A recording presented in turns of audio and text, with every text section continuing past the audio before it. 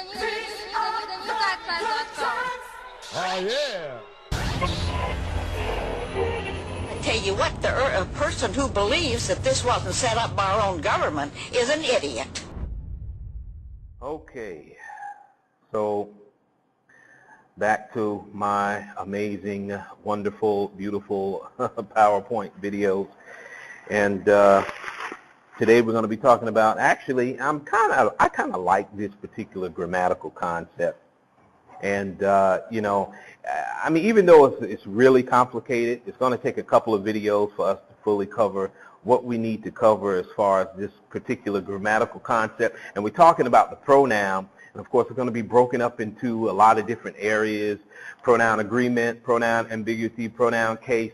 And we're going to try to get, you know, deep into the pronoun, because understanding pronoun will cover a bunch of concepts that you need to know for the SAT. So I kind of call this my my favorite, but you know, I have so many favorites that I can't really narrow it down. So this is one of my favorites. I guess that'd be a much fairer way to put that. Okay, so let's talk about it here. Talking about the pronoun. Now, I know you already went over the 8 parts of speech. So I know you're already aware of what a pronoun is, but just in case you forgot, of course, a pronoun is a word that we use in place of one or more nouns. So I like to say that it is a word that represents a noun in a sentence. And being that we just finished talking about nouns and noun agreement, then you can really relate to that definition. I am sure. Okay, let's do a little practice here, and let's see if you can identify pronouns even without us really going into it. So what I want you to do is I want you to write these, not all of them down, we don't have that kind of time, but write a few of these sentences down, and then I want you to see if you can identify the pronoun in those sentences, just to test your knowledge a little bit about, you know, about pronouns. Okay, so I give you a few seconds, not a few minutes. You can press pause if you want minutes. Okay, so now press pause now. Okay, so now we're back, and okay, so now that you've written down a couple of the sentences, let's see what you got here. All right. Now, I could tell that it made no sense at all to her. All right, so let's see what we have. Well, it, all, and her should have been the pronouns that you underlined. I'm sorry, I, it, all, and her. And, you know, it's kind of interesting, you know, when you start to really, like, pay attention to what's in a sentence, and you see just how much we use pronouns. And here in this little sentence, we have 4. So let's look at the next sentence, and I think that's the only other sentence I'm going to really go over. His father runs the calf by himself. And if you were underlining, I hope that you underlined his and himself. And it's really interesting to see, you know, just how crucial, now I won't say crucial, but just what kind of impact pronouns have in a sentence and how often they are used in a sentence. We use them quite a bit. Now, if you want to go over this entire slide, then of course refer to the form activity, and there you will have it. Now, the pronoun and the types of pronouns, and no discussion about pronouns can be complete without talking about the types of pronouns. Of course, we have personal, possessive, indefinite, interrogative, demonstrative, and of course reflexive and intensive. And these are the 6 or 7, depending on how you look at reflexive and intensive types of pronouns. And of course, it is really good to know each one. Personal pronouns are probably going to be the most common types of pronouns, but they are a bit complicated when you start getting into, you know, the different kinds of personal pronouns. Of course, we have first person, second person, third person, and even those three are broken up into two with singular and plural. And you got your first person singular, and your second person singular, and your third person singular, and your first person plural, and your second person plural, and your third person plural. Now, you should have already, before this point, went over this, or maybe in the least you kind of remember it a little bit from talking about it, maybe in second, third, fourth grade. And I'm pretty sure you had a list that you had to remember. And this is probably the list here.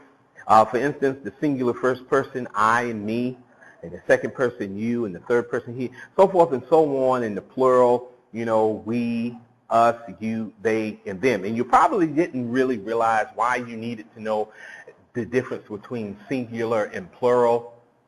Well, you're going to find that out in a little bit. Okay, so that's personal pronouns, of course, and then we got possessive pronouns, and those are those pronouns that we use when we're trying to indicate ownership of something. They are broken up not in the same way as personal pronouns. They're broken up into what you use before a noun and what you use alone. And before a noun, singular, my, your, his, her, its, plural, our, your, their. And when you use them alone, then it's going to be mine, yours, his, hers, its, kind of similar to what you used before. And plural, ours, yours, and theirs. And they look kind of similar, but if you notice, there are some differences. So I want you to take some time, especially with the SCORM activity, to go over these. I know you're supposed to be taking notes, and I hope that's what you're doing.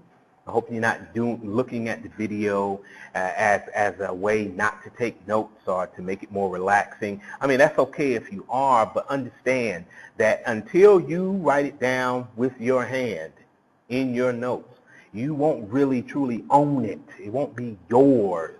It'll be just something that's on a screen, and you want to make that thing yours by taking it from the screen and putting it in your handwriting in a notebook. You know, I'm still an old-fashioned kind of person when it comes to notebooks, and I still believe that students should maintain a notebook. And I'm not talking about even a digital notebook. I'm talking about a real notebook where you hold a pen and you write on some paper. Okay, so let us continue. And of course, you know, okay, don't worry about the homework assignment. But, you know, the last point in the whole taking notes thing, you need that skill before you enter university. Note-taking is a skill, and it is a very valuable one, especially when you're dealing with listening to lectures and those different things. Okay, so let's continue. Okay, so let's do some practice now. You should be a little more, you know, you should be a little better with the practice now since we had a chance to talk about the pronoun a little bit. Okay, so what you're going to do is you're going to draw a line under each of the personal pronouns and 2 lines under the possessive pronouns. So I'm going to give you a minute or two. It is time to pause the video. And then I pause. Anyway. Okay. It was second 2 for me, minute 2 for you because you just unpaused the video. At any rate, so I know you wrote a couple of them down, and you know me, I'm only going to go over 2 because of our time situation here. That's the first one I want to do is actually going to be the third one, and it is Benny and Tara landscaped our yard for us before they did theirs. Now, we're looking for personal pronouns, and we say we're going to underline those. And you know what? I guess I better start with the first one. I can't tell you why. It's a secret. With her new shoes, she ran faster than she had before. Now, we're looking for the personal pronouns, and we're going to underline those. And, of course, the possessive pronouns. And we're going to put 2 lines under those. Now, I can't do the whole 2 lines, you know, 1-line thing, but I am going to do the color thing. So what I'm going to do is I'm going to put the personal pronouns in yellow and the possessive pronoun in green. Okay, so let's see if we did that. With her new shoes, she ran faster than she had before. Okay, so here, of course, we got her new shoes, and her, of course, indicating ownership of new shoes, and she indicating personal pronouns taking the place of whoever she is. Let's look at the second one. My floral arrangement. Of course, my is going to be the possessive pronoun indicating ownership of the arrangement, and of course the floral arrangement. And the me is going to represent the personal pronoun because it's in yellow. Now we can get down to the sentence that I wanted to do from the beginning. Okay, so Benny and Tara landscape our yard for us before they did theirs. So our is in green, and I said green is going to represent possessive pronouns, and us and they in yellow because I said that us and they would represent personal pronouns. Now, ownership. Where's the ownership going on? And where's the ownership in this sentence? It's going to be yard. Someone owns the yard, and our is just indicating who is owning the yard. Okay, so without going over that a whole bunch, if you want to go over it more, then of course go to the SCORM. I think you got the point. Indefinite pronouns. The indefinite pronouns are those pronouns that refer to something in a general way. In a general way, meaning not specific or not definite. It's something in a general way. And for instance, now here's some words. Definitely want to get these into your notebooks. Now there's some things you just got to memorize when you're dealing with syntax. There's some lists that you have to memorize when you're dealing with the syntax of a language. You can't get around never memorizing anything. You can't do that. There's some things you have to memorize. And this happens to be one of those lists that you have to memorize. Why? Because they can be confusing when in a sentence. And the larger the sentence is, the more they can be confusing. And the thing that confuses students is, and most of the time, is whether or not that word is indicating a specific number or a specific thing, you know. And the problem is that when you're dealing with other types of agreement, okay, more specifically subject-verb agreement, you need to know, you know, about indefinite pronouns and, you know, which ones do what. So you got to remember lists. So I want you to write these down in your notebooks and understand that these are, in fact, indefinite pronouns. So you can pause or whatever you want to do, or do it on the SCORM. It's up to you, but you need to do that. Let's get a little more specific. We're going to get a little more specific with that later on, and why, you know, knowing a good list of indefinite pronouns are important, and we'll do that later when we get more into pronoun agreement. But I have to say it again. I want to say it again. I needed to say it again. You must, when dealing with syntax, grammar, you must memorize their lists that you have to memorize. Of course, you can't memorize them all, but there's some that you just can't avoid. All right, anyway, interrogative pronouns, of course, we know those are those pronouns that are going to, that we're going to use when we're asking questions. Yes or no questions usually. And those are going to be, and I know you know these, your parents do this all the time. Who, the what, whom, which, and whose. They need, you know, when somebody's trying to get some information out of you, whether you are willingly giving it or unwillingly giving it, they're going to be using interrogative pronouns any way you look at it. Okay, so interrogative pronouns, of course, you know, they usually refer back to the subject of the sentence, and using them properly, and we're going to get more into that later, is very crucial and is tested on the SAT as it is in its current form with the writing section. Okay, so let us continue here.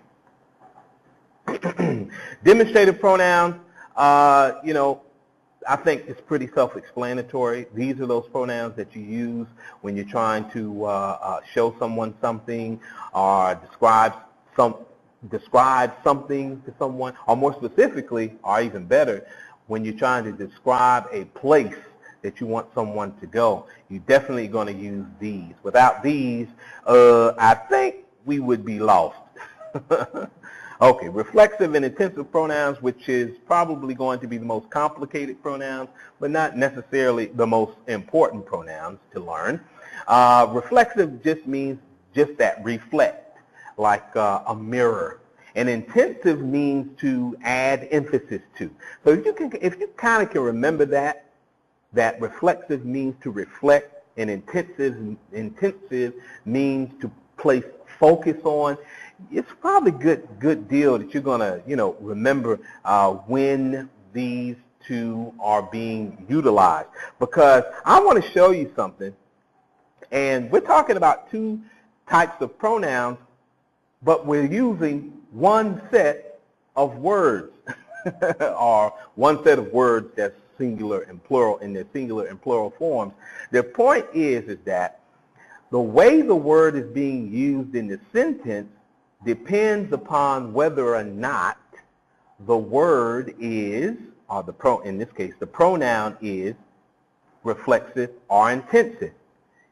Okay, now I know we're probably, and you might want to pause the video and get your notes, but I know it's probably going to be better to see it in order to understand it. So let's do this real quick, and we're just going to do this together. All right, so we're trying to find the reflexive or intensive pronouns, and we're trying to figure out, which one is which. Okay, so here it is. Now, we're supposed to be filling in the sentence with one of the pronouns in the list that I just showed you, and we could do this together. We built the whole model, and I think I'm going to choose ourselves. Okay, we built the whole model, ourselves. Now, that pronoun, ourselves, reflexive intensive pronoun, the question here is ourselves being used in a reflexive way or an intensive way? Is ourselves being used as a mirror to reflect, or is it being used in an intensive way to put emphasis on? See? So I give you a moment to think about that. Now, we said we're going to use ourselves.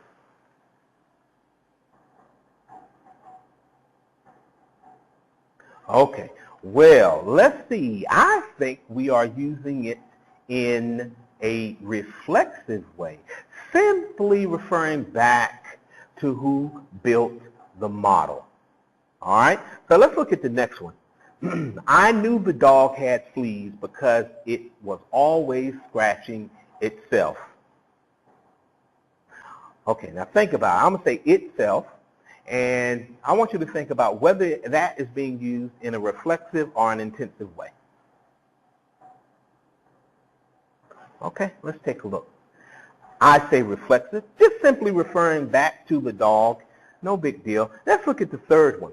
She herself is the owner of the gas station. She herself is the owner of the gas station. Now, I know you can kind of hear the difference here, hear the interruption, and I like to call it an interruption in thought, because that's exactly what it is. And the intensive pronoun just simply interrupts the thought. And usually the thought is being interrupted in order to bring emphasis or attention to something.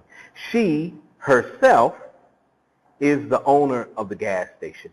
Now, I mean, we could just say she is the owner of the gas station, but you want to emphasize something about her being the owner. You want to make it a point to point that out, and you want to make it a point to emphasize that and bring attention to it. And this is why you use this reflexive intensive pronoun in this way. Yes. So in that way, you're going to bring attention to it. So that's going to make it an intensive. Get it? Attention. Intensive. They're not spelled the same. I was trying to make the connection, but I don't think that worked. At any rate, so we were able to bring attention to it. Yes, it is an intensive pronoun. So with the SCORM activity, you can go over the rest, but we're going to continue on. Now we're where we want to be. This is the most important aspect of our discussion in this video is right here. What is an antecedent? So it's the most important. I mean, in my opinion, maybe not everyone will agree, but I mean, you know, this is the crux of the whole issue with agreement, that, you know, understanding this right here is going to make the difference between whether or not you get the rest of what we're talking about. So, you know, you got to get it. This has to be gotten, and that is, what is an antecedent? Now, I know it sounds kind of strange, like an insect, like an ant, but it's not. It is actually a grammatical term dealing with syntax, and more specifically, syntax here, the concept is the pronoun. Now, you got to take notes. you got to get this, and you got to remember this. Now, the pronoun, of course, we know is a word that's used in place of a noun. We already know that. We just talked about that. But here's the question. What do we call the word that the pronoun replaces? We call it an antecedent. The word that the pronoun replaces is called the antecedent, or an antecedent. Okay? So in the grammatical realm of the universe, the word that is replaced by the pronoun, the word that the pronoun replaces actually has its own term, and it is called an antecedent. So we're getting a bit technical here with the grammar, but that is the word. But it's not really, the word itself is not really what I want you to focus, you know, your understanding on. But it's the concept that I want you to understand. That in a sentence, when you have a pronoun, that pronoun has replaced something. Something has been replaced. Something has been replaced, and the pronoun is referring to it. Even if it's not in the sentence, the pronoun is referring to something. So in some cases, the thing that the pronoun is referring back to is not going to be needed in the sentence in order for you to understand. But sometimes, most of the time, in the sentence, that thing is needed. The thing that the pronoun is referring back to is needed. And in addition to that, and we're going to get more into this when we're talking about, when we're discussing ambiguity in pronoun usage, that it has to be clear what the pronoun is referring back to. When you don't make it clear, the meaning is missed, and whoever's reading your sentence may misunderstand what you're trying to say. And that is exactly what is being tested on the SAT, whether or not it is clear what the pronoun is referring back to. And of course, our term is the antecedent here. Let's look at this sentence here. Ahmed played his PlayStation at the banquet. Now, we know that the pronoun is his. But what word in the sentence is either, and we can look at this two ways, what word in the sentence is his replacing or referring back to? However you want to look at it, you know, you can look at it where the cup is half full, or you can look at it where the cup is half empty. Any way you look at it, you still have to come to the same answer. Okay, so if I ask you the question, what is the pronoun referring back to? Then you have to give me the same answer that you would give me if you said, what is the pronoun referring to? So, same answer. In this case, the answer should be Ahmed. That should be the answer. Ahmed. Yes. Okay, so, and it is. Wow, we got it right. I feel really happy right now. Okay, so let's continue. Let's look at this again. The drivers checked their gear carefully, and of course we know the pronoun here is their, and what's being referred, what is there, the pronoun there referring back to? In other words, where's the antecedent in this sentence? And of course, we know it's going to be drivers. So, okay, so I know this is not a terribly difficult topic that we have just discussed, and I know that you probably knew a whole lot about it. It's always good to get a little review on it. And now, look at that, a thing of beauty. We are going to go to the next concept after you do some practice, after you do some quizzes, and everything else you need to do as far as the activities in this section of the section. Section of the section. Anyway, okay. In Islamic school. We'll talk about tomorrow. That's rolling the hard way. We don't want to roll quite that hard. We want to get one of them little minibuses. Welcome to the newtimeflash.com. Welcome to the newtimeflash.com. Oh, yeah. All right. All right. Check this out.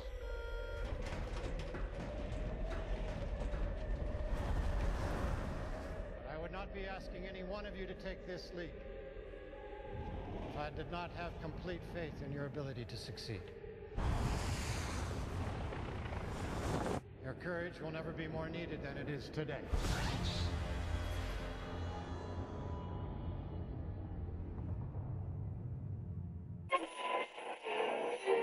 I tell you what, a person who believes that this wasn't set up by our own government is an idiot.